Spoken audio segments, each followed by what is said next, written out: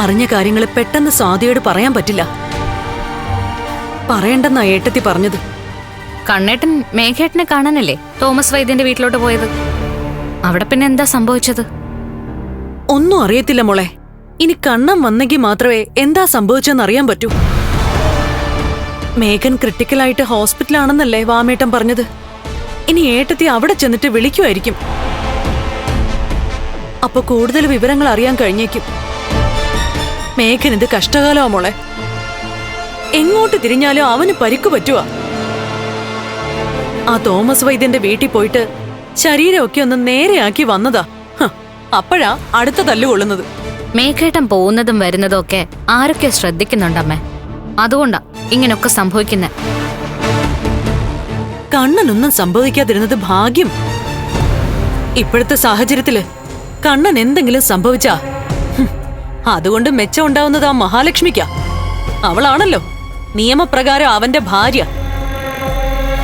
ഇപ്പോഴും അവര് ബന്ധം പിരിഞ്ഞിട്ടില്ല. അതുകൊണ്ട് കണ്ണനില്ലാതായ സ്വത്തുക്കള് മൊത്തത്തിൽ വിഴുങ്ങാവുന്നേ അവൾക്ക് ആരെങ്കിലും ഉപദേശങ്ങൾ നൽകുന്നുണ്ടായിരിക്കും. ഇന്നലെ വരെ കണ്ണൻ മരിക്കുന്നത് നമുക്കൊക്കെ സന്തോഷമായിരുന്നു. എന്നാൽ ഇനി അങ്ങനെയല്ല മോളെ. അവൻ ജീവിച്ചിരിക്കണം. കണ്ണനുണ്ടാക്കിയ സ്വത്തുക്കളൊക്കെ നമുക്ക് വന്നു ചേരുന്നത് വരെ. അത് കഴിഞ്ഞു പിന്നെ എന്താന്ന് വെച്ചാ ആയിക്കോട്ടെ. നമ്മൾ ചിന്തിക്കുന്ന പോലെയൊക്കെ നടക്കണമെങ്കിൽ മേഘേട്ടൻ ജീവനോടെ ഇരിക്കണം. അമ്മയ്ക്കറിയാലോ അമ്മയുടെ മോന്റെ കാര്യം. ഉണ്ണിയേട്ടനെ കൊണ്ട് ഒന്നിനും കഴിയില്ല. എന്തെങ്കിലും ചെയ്യണമെന്നുണ്ടെങ്കിൽ മേഘേട്ടനും എന്റെ അച്ഛനും വിചാരിക്കണം. ഒരു കുഴപ്പമില്ലാതെ മേഘേട്ടൻ ജീവിതത്തിലേക്ക് മടങ്ങി എത്തിയാ മതിയായിരുന്നു. ദൈവമേ, എന്റെ ദൈവമേ.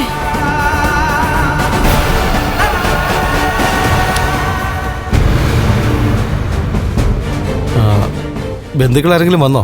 ഇല്ല സർ. ബന്ധുക്കൾ ആരെങ്കിലും എത്തിയിട്ട് മതി ബാക്കിയെല്ലാം. അയ്യോ ഡോക്ടറെ, ഞാൻ അകത്ത് കിടക്കുന്ന മേഘന്റെ അമ്മയാ. ഓ, എങ്ങനെയുണ്ട് സാറേ എന്റെ മോന്? എങ്ങനെ ഉണ്ടെന്ന് ചോദിച്ചാ അയാൾക്ക് ബോധമൊന്നുമില്ല. അയ്യോ, ബ്ലഡൊക്കെ ഒരുപാട് പോയി. തലയ്ക്കാ ഇഞ്ചുറി പറ്റിയിരിക്കുന്നത്. കണ്ടീഷൻ വളരെ മോശമാണ്.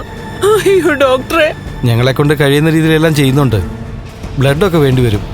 അതൊക്കെ അറേഞ്ച് ചെയ്യണം. ശരി ഡോക്ടറെ.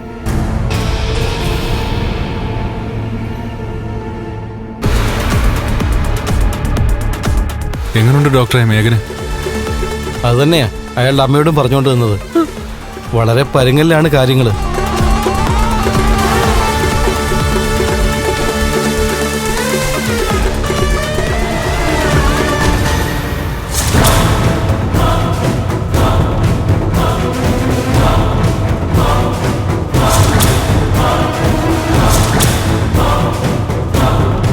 മോനെ, ബ്ലഡൊക്കെ വേണോന്നാ പറയുന്നേ.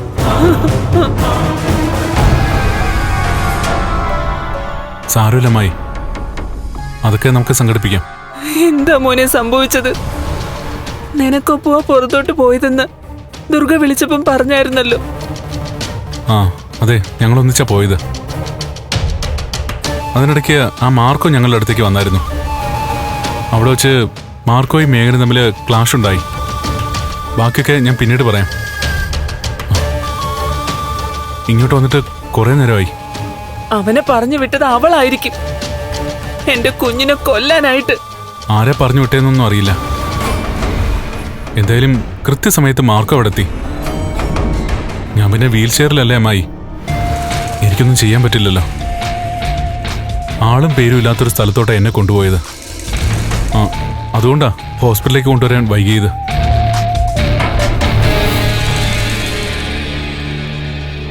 വഴിയിൽ കൂടെ വന്ന 2 ആൾക്കാരോട് പറഞ്ഞപ്പോ അവരാദ്യം കൊണ്ടുപോയത് വേറെ ഏതോ ഹോസ്പിറ്റലിലേക്കാ.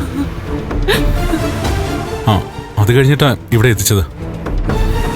ഞാൻ പിന്നെ സുമേഷ് ഏട്ടനെ വരുത്തി ഇങ്ങോട്ട് വരികയായിരുന്നു. ബാക്കിയൊക്കെ പിന്നീട് സംസാരിക്കാം. ഏതായാലും അമ്മായി ടെൻഷൻ ആവണ്ട.